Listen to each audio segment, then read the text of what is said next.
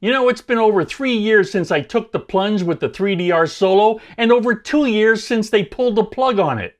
So recently I got a DJI Mavic Air. How do they stack up? Well, let me show you.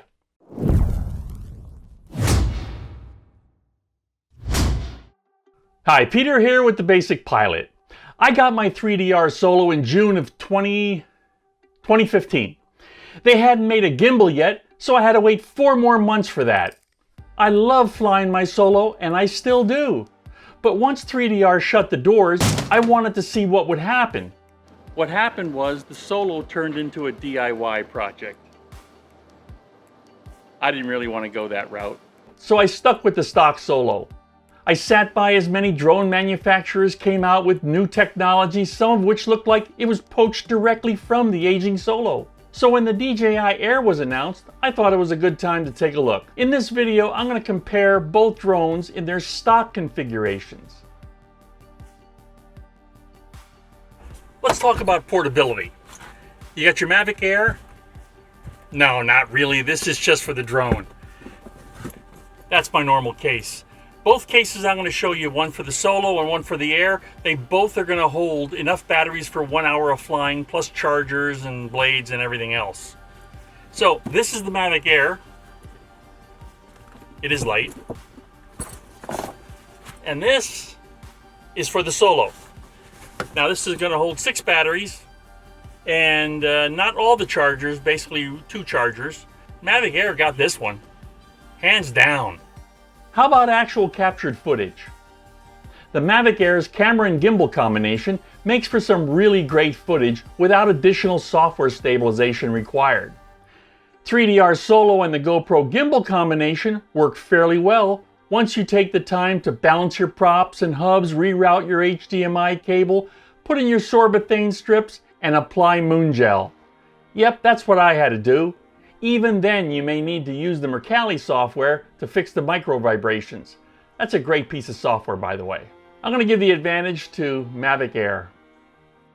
Let's talk about manufacturers' apps.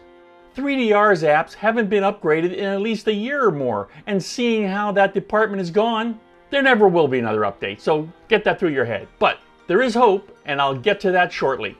Again, this one goes to the Mavic Air and the DJI Go app, which is easy to use, and another key factor in this decision, it's updated all the time. Point goes to the Mavic Air. What about ease of use? Well, 3DR seems to be the luck of the draw, as all these separate components need to work together. Will the video work today? Will I get the endless magnetic error? Will my record button be grayed out? These are just some of the issues I've encountered while attempting to fly. DJI wins here. It just works. Yeah, you may have to do an update at an inopportune time, but everything just works. Now let's get into third-party apps to control your drone. There are several for both drones. I will only compare the top 2, the Litchi app for the Mavic Air and the Solex app for 3DR Solo. The Litchi app is full-featured and even provides some SMARTSHOTS that DJI Go app does not. Solex is Android only, but is very full-featured, and it's constantly being upgraded. It also provides additional SMARTSHOTS that the original Solo app did not have. The developer is very active in the community and very responsive to user suggestions. This is a very close one, and originally I had given it to the Litchi app, but now that I think about it, I'm going to give it to Solex. So point goes to the Solo. Range. The only thing it needs to do is go as far as I need it to go. Both drones have enough range for me. I only fly line of sight, and I've never had an issue with either of them. Point goes to both. Object avoidance. Mavic Air's front, back, and downward facing sensors work fairly well, but that beeping, geez, can be quite annoying and make you want to turn it off. 3DR Solo, on the other hand, you've got no beeping at all, because you only have your eyes for object avoidance. I still have to give this one to the Mavic Air. Sorry. Let's talk about indoor flying.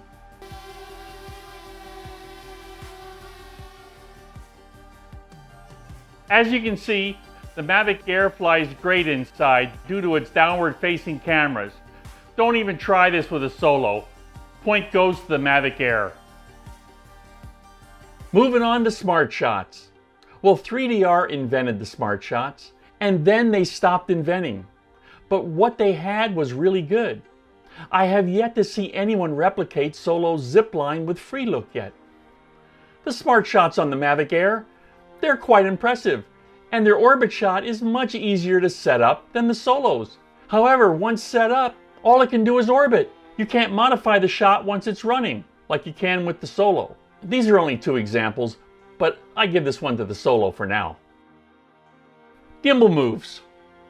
I have yet to be able to achieve the kind of smooth gimbal movements with ease in and ease out of tilts on the Mavic Air that I easily got with the Solo. Watching Mavic Air videos, most of the time the gimbal moves are cut off to not show the beginning or ending of a shot, just because they're not smooth. I know you can tweak the parameters of the air so that it slides into the ending, but that's not really the same. This one goes to the 3DR Solo. All right, let's move on to hover stability. Get that, hover, stabilize? The 3DR Solo doesn't have any downward facing cameras or sensors or anything else to help stabilize it in the air. It relies totally upon GPS or manual controller operation. DJI has this one cold. With a downward facing camera to help stabilize its position, this one goes to the Mavic Air. GPS lock.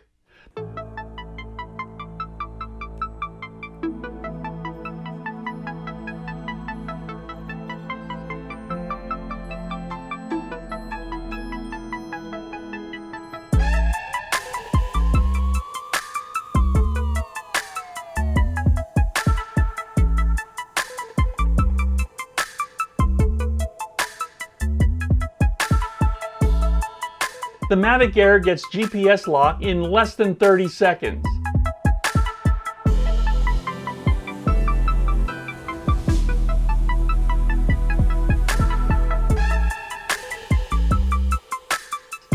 The 3DR Solo, on the other hand, is very hit and miss. If you put one of those unsightly GPS appendages on the Solo, it improves it though quite dramatically. I give this one to the Air. Battery life. All right, with the current set of batteries that are out there, not modded or anything like that, the production batteries that you can buy, which are 4 years old, here's what's needed for 60 minutes of flying for both drones. Sorry, Air gets this one. So the tally's in, and it looks like it's the Mavic Air by quite a few points. Most likely there'll be a part 2 of this video because I haven't covered everything. I also want to make note that the 3DR DIY community has been able to devise ways around some of the Solo shortcomings. I hope that some of you have found this video helpful. Thanks for watching.